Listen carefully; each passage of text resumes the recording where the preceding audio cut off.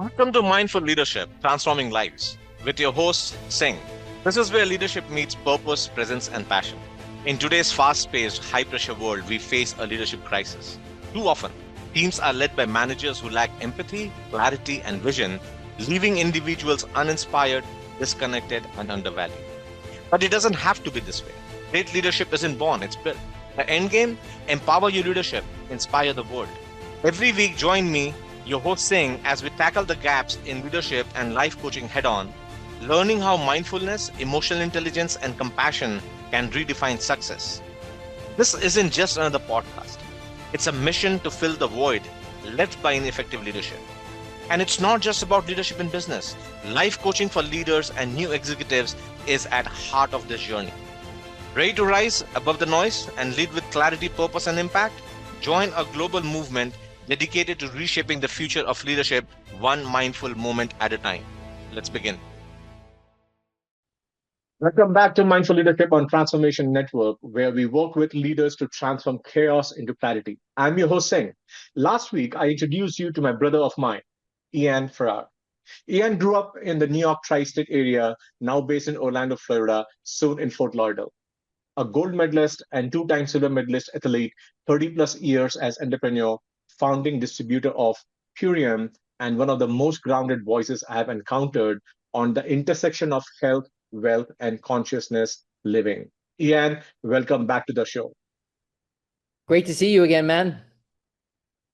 Hey, last time you left my audience and me with something that I could not shake. You said sovereign wealth.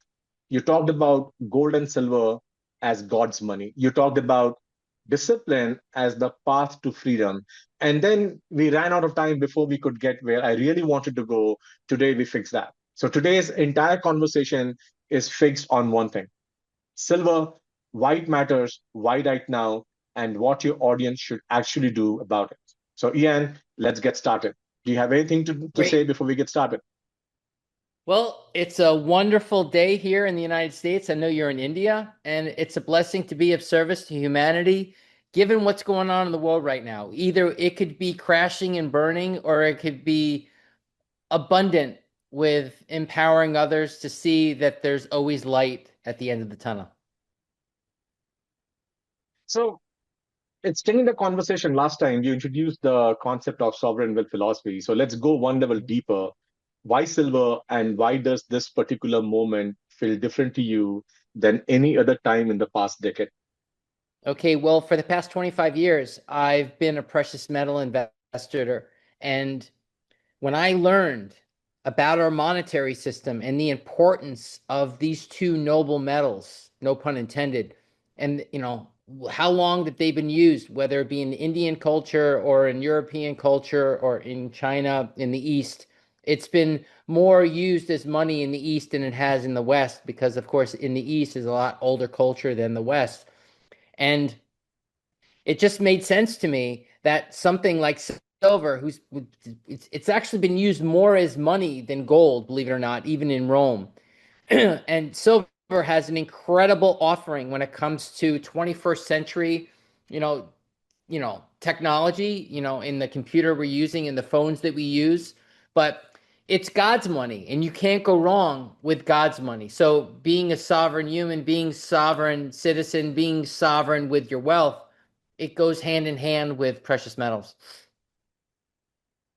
If we for those who know little about the histories, right, immediately thinking about 1980, the Hunt brothers, the spike, the Mm-hmm. crash. Why is Yeah. today's setup fundamentally different from that moment? Because you have an organization called the Commodities Future Exchange, okay, the COMEX, okay, Mhm. the Chicago Mercantile Exchange. They've sold a lot of paper silver that physically doesn't exist. So in 1980, the Hunt brothers figured that all out. So they cornered as much silver as they could, and they forced the price. They manipulated the price up to $50, and it put the U.S. government and the whole futures organization under tremendous stress. Today, we have a much, much different situation. We have so many technologies that require silver. Annually, there's about 800 million ounces that are mined. Okay. And right now, there's over 400 million paper contracts outstanding. Okay, so there's a large amount of silver that goes to industrial usage, which is never going to come back into supply. So in 1980, much different than now. Okay, and silver is money. And if people don't understand how the monetary system works, we're on a fractional reserve system. We're on a full faith and credit system. We're on a belief system in our paper dollars, whether it be rupees, dollars, euros, pesos, you know? I think you're hitting something very interesting here, which is the industrial story. We'll come back to that. But what I'm hearing is this is not just a trend play, this is a clarity decision, right? So, walk us through the gold to silver ratio. Most people have never heard of it.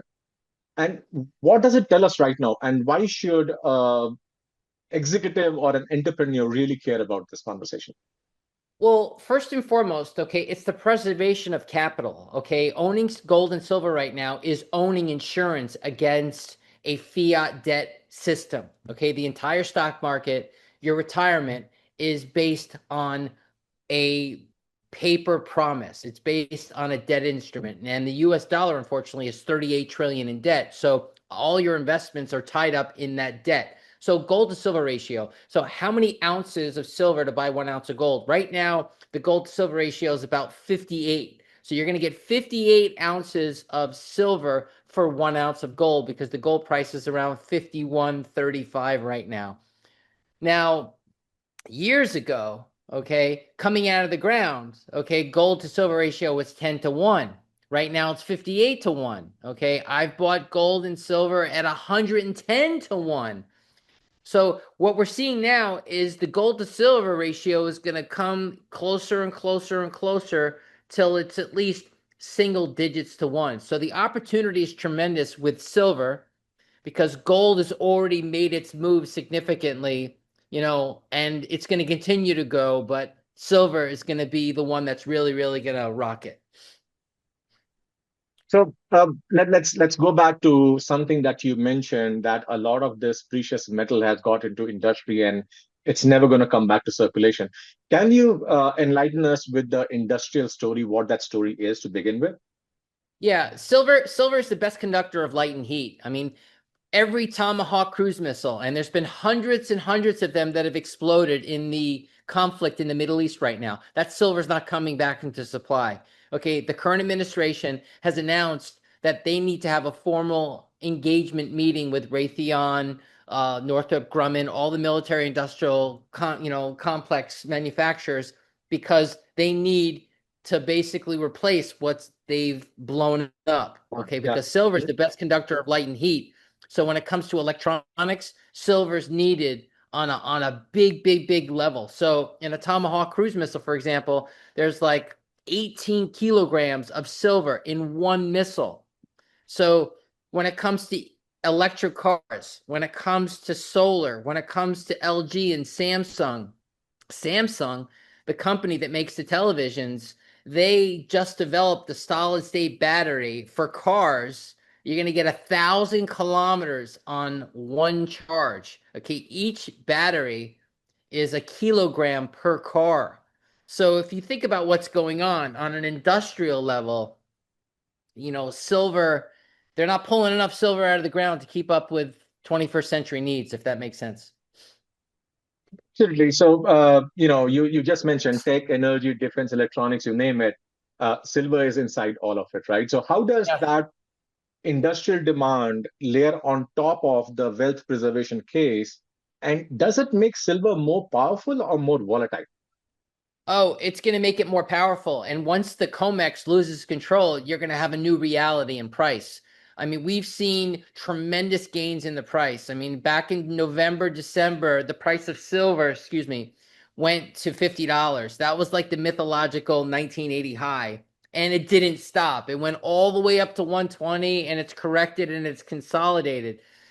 The monetary aspect of silver is always going to be pulling. It's always going to be strong. But the industrial uses of silver is also going to work in a silver investor's world in terms of owning the physical. If you don't own the physical, you really don't own the silver. Because if you own physical, you're actually controlling your destiny. Whereas if you have paper, like an exchange traded fund paper or a stock mining company, all mining companies can really perform, but you're still earning in fiat. But when it comes to physical silver, I mean, it doesn't grow on trees. It takes 5 to 10 years to bring a new mine online. And when it comes to what silver has to offer in terms of a monetary metal, I mean, we're looking at a whole new reality in silver in the not too distant future. I would, something that I always use in conversation is I use operational clarity. So would you say if I apply operational clarity to my wealth, understanding the system that we are operating in before we make a move? Come again, you broke up. So I'm saying, sometimes I refer this to a concept of operational clarity. So before you make a move, you have to understand the operational nuances, the operating system that you're working in, right? So how would you relate this to operational clarity in managing our wealth preservation? Yeah, well, Operation Clarity is getting a deep understanding of where our financial system is, how you apply yourself to where we're at right now, and look for opportunities in undervalued assets. Okay. Silver right here is the most undervalued asset in the world. Okay. There's less and less of it coming out of the ground, and more 21st technology needs it. So you're actually buying something that people see and understand universally as money or not.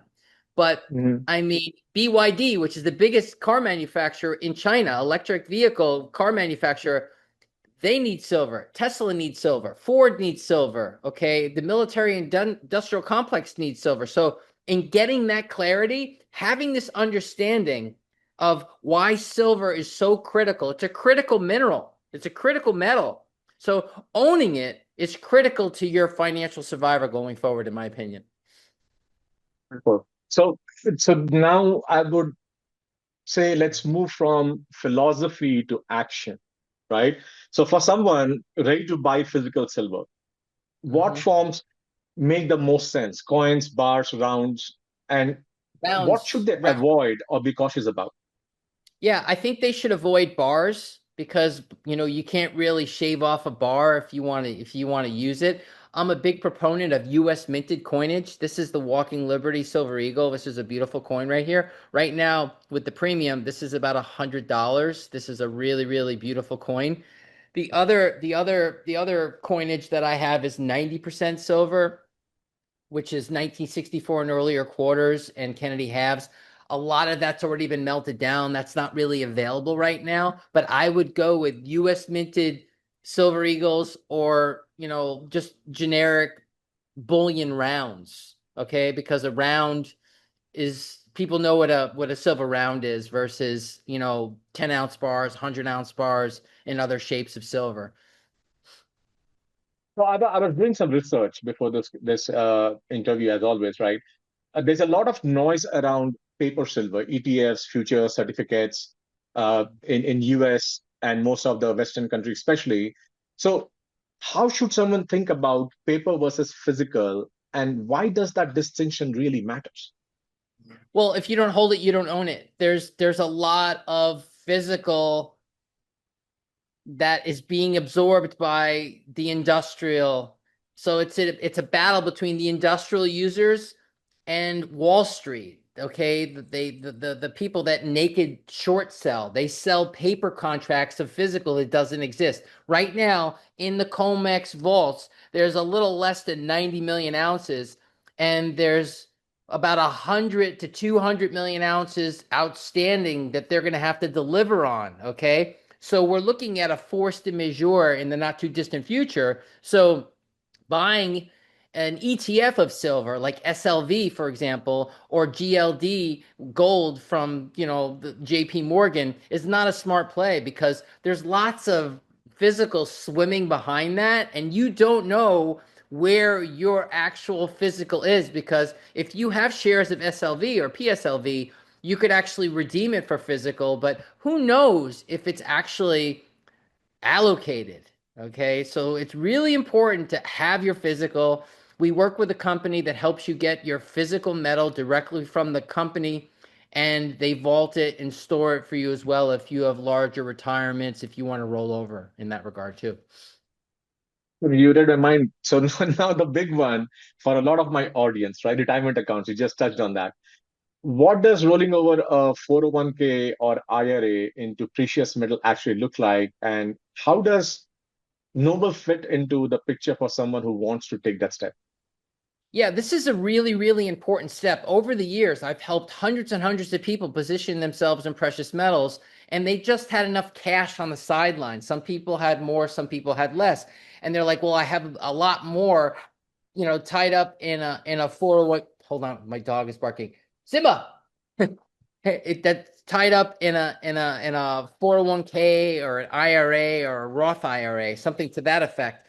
And now, I have a company that we recently became contracted with called Noble Gold Investments, which helps people roll over those investments into physically allocated precious metals. So you call Noble, you let them know your situation, and they pretty much help allocate that for you. It's vaulted. You could look at it 24/7, and you could actually get on a plane and go fly to the vault and see your metal.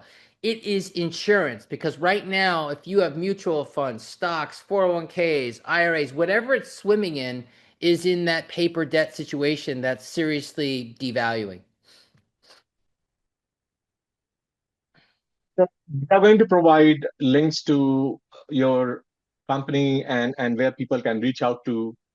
Sure. What does a typical process look like at a very high level without getting into the weeds? Well, it's a simple conversation. You call Noble Gold Investments, you speak to one of the representatives, you paint a picture of what you have and what you would like to achieve, and they walk you through the process. If you want to do a physical direct buy, they help you achieve that. If you want to roll over a 401k, of course, they get in contact with your financial institution. They go back and forth to get what they need, and then you select the metals that you would like, once that transfer has been done to Noble, and then you acquire your metals, they're vaulted, and you're safe and sound. And that's the simplicity of how that works. Okay. I'm pretty much just a connector to the situation, even though I have a great depth of knowledge of the precious metals. If people want to contact me for a consultation and I get their picture, then I put them in touch with Noble, if that makes sense. And so I think I missed one question while I'm listening to you and your passion about this whole thing. I think we briefly covered some of this in the previous session, but if somebody is just listening to this podcast, can you quickly walk through in 3 to 4 minutes your journey and your passion about silver and precious metal and what you have gained and how people have benefited from your knowledge and your passion? Yeah, yeah. Well, 25 years ago, I got a letter in the mail about, the benefits of investing in constitutional money. I'm like, well, aren't my, paper dollars constitutional money? And I learned that they're not. I learned about fractional reserve banking. I learned about the Federal Reserve. I learned about the Federal Reserve note. And then I started to study gold and silver and how many years it's been used in human civilization. Okay. So I learned about financial history, which got me to the point where every month for 15 plus years, I bought silver and gold. So I got it in 2002 at 273 an ounce gold, $4.63, cent an ounce silver. And I've experienced tremendous gains, but I've received even more gains on seeing people do great and understand what money really is. Okay, yeah, money should be a medium of exchange. Silver and gold offer that. Okay, paper money doesn't hold its value, but gold and silver do. And, one of my greatest kickbacks on all of this is just seeing people do great for the people that did listen, because God's money can't fail you. Okay. Gold and silver, they've worked their way through every culture. Okay. And they're still celebrated. Whereas paper money, most of paper money, if you go to a museum of monetary history, they're wallpaper, if that makes sense. Absolutely. So again, trying to connect bridge between the two episodes, one another concept that you shared, and I went back to the notes, it was so simplistically put, right? So there's a quadrant, rich dad's cash flow, that was described by Kiyosaki, right? So that is Yeah. your employee, your entrepreneur, or Yeah. self-employed, self-business owner, Yeah. a business owner, and then an investor. So it's four different mindset altogether. And one of the things that I realized after I spoke with you in the last conversation, there is a kind of plateau psychologically and mentally that people get. So if I see somebody who have already earned 40, 50, 60,000 for last 4, 5 years, when they suddenly get to 100,000, they get to a cap, right? Socially, emotionally, that, okay, this is all I'm supposed to make. Hmm. Similarly, an investor who has already invested millions of dollars, right? For them, the next push is to get to that next level. So Right. how do we bring in, in that context, in that framework, God's money for people to get over their emotional uh, ceiling that they have created for themselves? Yeah, I really see that. There's a strong emotional, crazy glue connection to the dollar, the almighty dollar, which isn't too almighty anymore. I try to explain to people that you're converting a piece of paper over to intrinsic value, over to God's money. You're converting it. You're not spending it. In fact, you're getting out of a liability and you're getting into an asset. So mentally, emotionally, psychologically, it's the most winning move ever. When I get to see someone's mind like, oh, I get it now, because we've been ingrained to believe that dollars, dollars, dollars, dollars, dollars. Okay, how many dollars you have in the bank? I say, if you're a saver, you're a loser. Not as a person, you're a loser financially because every day you're losing purchasing power. Whereas silver and gold stop that. So when people understand, oh wow, I get it, then they get out of the dollar. They get out of the dollar. They get out of the dollar. So, I was one of those people. I'm like, I thought it was the almighty dollar. And then I got that letter in the mail, and then my journey started. So, as an educator of financial literacy, first and foremost, that's what I want to achieve. I'm not here to sell people on a concept of buying God's money. God knows the real money. And most people have been lied to that your contributions to your 401k and all these things are going to be the value of what they were 25, 30 years ago. I mean, defined contribution, the ERISA Act that changed in 1986, instead of, you're getting a pension from your company, they decided to create this thing called the 401k. So you're going to make contributions to your 401k that's indexed to a casino of a stock market. So if the stock market plunges and you're just about to retire, so does your nest egg go down in value, right? So even in the last conversation and today, you mentioned about how the precious metal has been more ingrained in culture on the East versus the West, Yeah, and yeah, and one of the things that we learned growing up is if you keep your money in anything that can be liquidated very quickly, you're going to use it, whether it be 401k, whether it be shares, whether it be whatever. But if you have something that is more tangible, a house, a coin, a bar, something like that, it's less likely, or there is at least that prohibition for you to go and liquidate that, because it is a yeah. physical thing that needs more pain. So how does that get into the play? Right. Yeah, this is, I mean, this, I never want to part with these. Now, I have been in and out over the years and I've taken profits. I believe that once you take profits, given your situation, given what you need to do, but you need to have that cornerstone of security value. I mean, everyone's level of security is different based on what their needs are, based on what their monthly cash flows are, based on just their overall picture. But you know, you would need to send it back to the person you purchased it from or go to a local coin shop to transact. Whereas today, with the click of a button, you could, liquidate things or sell things, that create substantial taxable events. So if someone listened to everything you said today and can only do one thing, what is the single most important thing they should understand about silver right now? You got to own it at all costs right now. Okay, I'm creating a sense of urgency right now within you that you need to hold ounces of silver. It is the investment of a lifetime. It is undervalued, and the manipulation is going to come to an end. And when it does, that new reality of a price is going to be $500 to $1,000 an ounce. And right now, it's $85 an ounce. Okay, it's a lot higher than it was in 1980, but I'm telling you, based on really great analysis, really great historical, charting, that the silver price is still undervalued compared to gold, and industry can't live without it. So owning something that the whole world needs is a smart move, Singh. That's interesting. And once I get back to US, because I'm stuck here and with all the Middle East thing we talked about, I am actually going to go and look back because I believe as part of my marriage almost 25 years back, my parents gave us a dining set for four that is all silver. So I have to go That's back and see great. what that That's is. great. It's worth a lot more. Yeah, I'm sure. I'm 100% sure.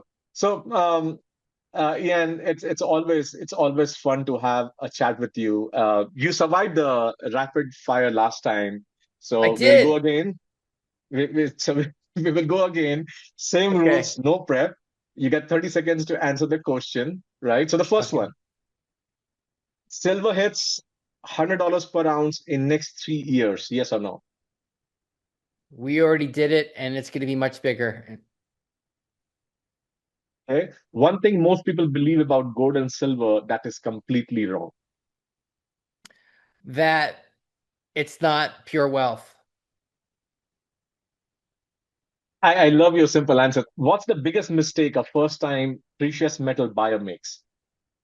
They think short term and not long term. Beautiful. Um, and physical silver in your hand or a silver in a vault you can't touch. Which do you choose? Given your situation, holding it is better than vaulting it. But if it's rolling over a 401k that we discussed, that's the next best option. Find a credible company like we have, and you're as good as gold. Beautiful. The last question always complete the sentence. The financial system most people trust is actually built on. I didn't hear your question. It's a complete the statement. Mm-hmm. The first part is the financial system most people trust is actually built on. A pile of paper and an idea. Okay, full faith and credit. Okay, the US dollar is not backed by anything other than the belief in the dollar. And this is backed by 5,000 years of being a monetary instrument. So, boom. Cool. So, Ian, 2 episodes in, and you have not let me or my audience down once. For everyone listening, Ian's contact is 914-393-9800, and all the details, including the Nobel program, will be on our launching page. And we will also be putting out the framework we talked about. You're listening to Mindful Leadership on Transformation Network. If you haven't taken the Purpose Act assessment, the link is in the show notes. Find out where your compass is pointing. See you next week. Have a great weekend. Thank you for watching Mindful Leadership Transforming Lives. With me, your host, Singh. We are honored to have you join us on this journey to explore the transformative power of mindfulness, emotional intelligence, and authentic leadership. Tune in every week on transformationtalkradio.com at noon Pacific on Tuesdays, where we will continue to explore how mindful leadership can create a ripple effect of positive changes in your life and lives of those you influence. This show is dedicated to helping you lead with purpose, presence, and passion. Whether you're navigating the complexities of business, building strong connection with your team, or striving to make a meaningful impact in the world around you. To learn more about the show, access additional resources, or dive deeper, visit singhpowerupcoach.com. Remember, leadership isn't just about what you do. It's about who you are. Let's continue to transform lives together, one mindful moment at a time. See you next week.